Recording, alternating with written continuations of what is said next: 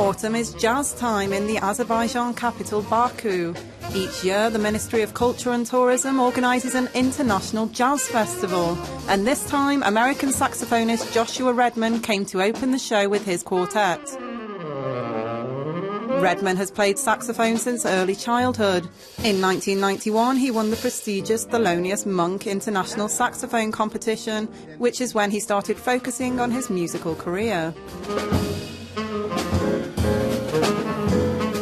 I was never able to sound like anyone else. I feel like your own voice, your own sound is something that is very natural. You know, I think it has to do with your attitude. When you get up on stage to play, you're not playing what you've learned. You're not playing what you've rehearsed. You're playing what you feel in the moment. If you play what you feel in the moment, you will play it in your own voice. Actor Gérard Depardieu paid a surprise visit to the festival. The former French citizen has been offered passports from many Eastern European countries since he left France for tax reasons. We asked why he was at the festival. Azerbaijan is a place I love, he said. I have lots of friends here, including musicians, and the Baku Jazz Festival is very important.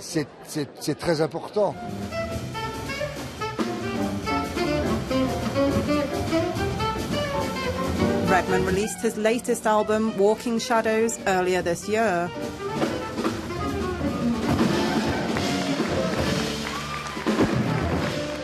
The Jangi Jazz Band was drawn to Mirjavad Jafarov's unusual and interesting mix of classical music, combined with jazz and Azerbaijan's traditional mugham music.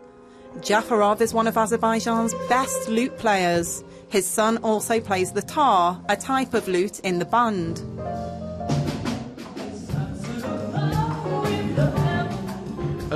I had the idea for this programme when I realised that both jazz and mugham music are all about improvisation. When my son played classical music on his tar, it sounded like jazz to me.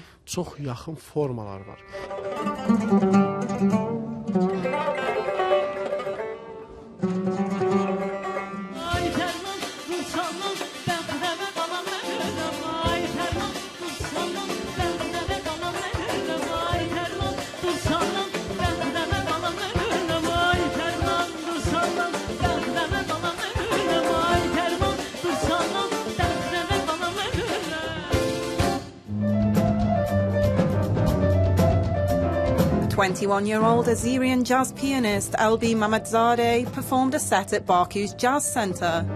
He started his musical education in early childhood and is still a music student today.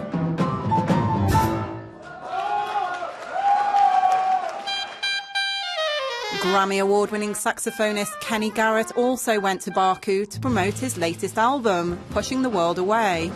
At the start of his career, he performed with legends such as Duke Ellington and Miles Davis. But the days when jazz was popular in clubs is now over. Everything is moving, everything is changing. And the musicians are changing with the time. You know, just like the musicians who created all the great music like Duke Ellington and Thelonious Monk and John Coltrane and Miles. Well, they were at a certain time. So now as the musicians embrace the music, they have to decide what part of that music they want to embrace. I mean, jazz musicians are trying to connect with people for sure. But I think we realize that this music is pretty much for a select few people. And those ones who decide or understand it, they come in and they take a journey with us. Kenny Garrett's latest album, Pushing the World Away, is out now.